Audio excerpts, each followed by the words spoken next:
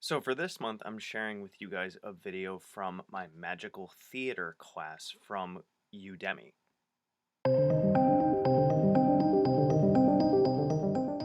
Let's wrap up our discussion of magic with ideas on reaching out and questioning your own sanity.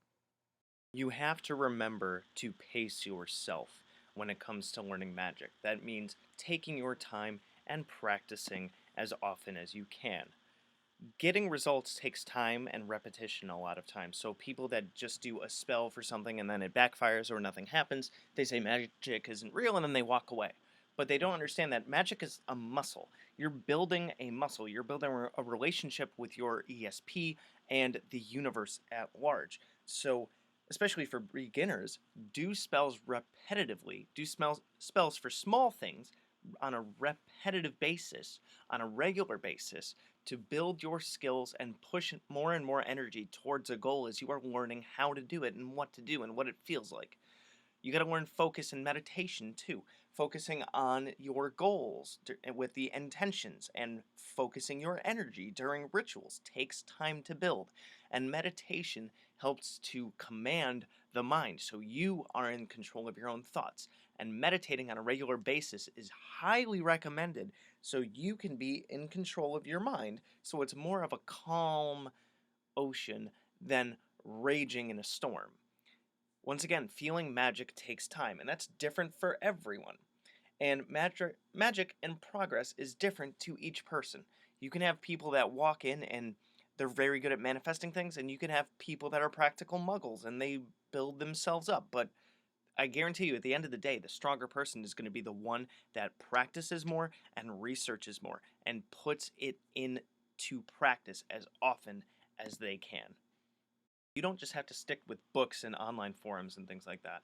So there are many occult people willing to share their knowledge out there. There's tons of people that write books. You can check your local bookstore or just websites and things like that. There's plenty of YouTubers that share tons of things on magic. There's courses that you can take, such as this one, to learn more magic. And there's even one-on-one opportunities that you can do with learning from magicians that you can watch on YouTube or have courses. You can learn from them one-on-one.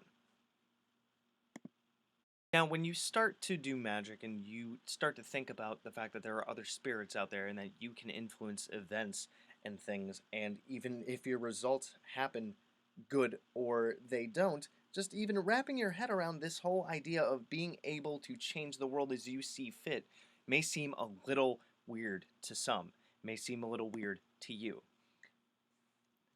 But magic is just really a different way of looking at the world, rather than just having everything have to be physical means of creation and destruction and things like that. We understand that we can influence things in a different way that's not exactly understood by science. And anyone that has performed magic and gotten results out of it will tell you that it works. And you can find out it works too with your own practice. And working with spirits and other beings can seem weird too. At first, you're like sitting in your ritual space, just talking to yourself or doing chants to yourself, and you don't feel anything.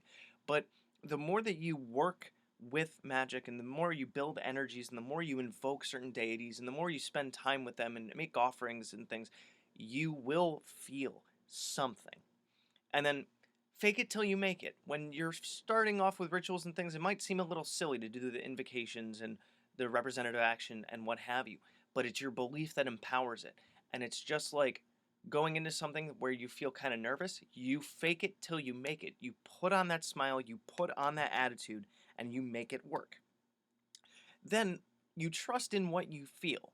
So when you're doing your magic and you feel a little pressure or something change in the room or something change in yourself, don't just be like, oh, my head must be making this stuff up.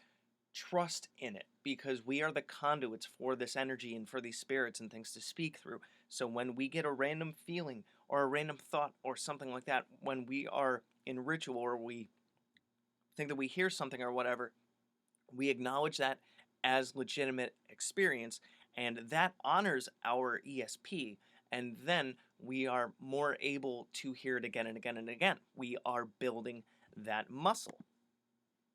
Now, always remember to trust in your magic to manifest the results that you want. This is another thing that goes along with belief. You got to believe that it will work and that your magic will carry you to the desired outcome. Otherwise, it's going to carry you to something different. And then the only thing that matters is if magic is real to you. Who cares what your friends think? Who cares what your parents think? Whatever. Your experience is how you feel about your practice and how you practice. If that is what works for you, then that's all that matters. And, you might experience some fun things like your sense of time and ritual being a bit off, where you think that you've only been in there for like 20 minutes and it turns out it's been an hour and a half or something like that. That's just because you were hyper focused on something. You're not going crazy or anything like that. And then signs and synchronicities may show themselves to you. This is like little coincidences and things. This, especially after spell work and things like that, this is your attention being trained on different things to manifest you closer to your goals. This is your subconscious being programmed to notice things by your rituals and your spells that are telling your subconscious that you are wanting to move in a certain direction, and your subconscious says, okay, I'll check out for that.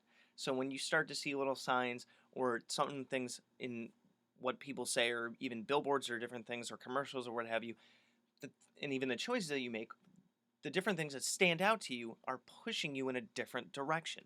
And that's one of the most powerful things of magic, is the way that it trains your mind to change your direction. Thank you so much for attending this course. Now, if you are more and more interested in magic and the psychology of magic, you can pick up the book that I based this course off of, which has a lot more information in it. It's called Magical Theater: The Psychology That Powers the Magical Arts. You can find that on Amazon and even Barnes and Noble.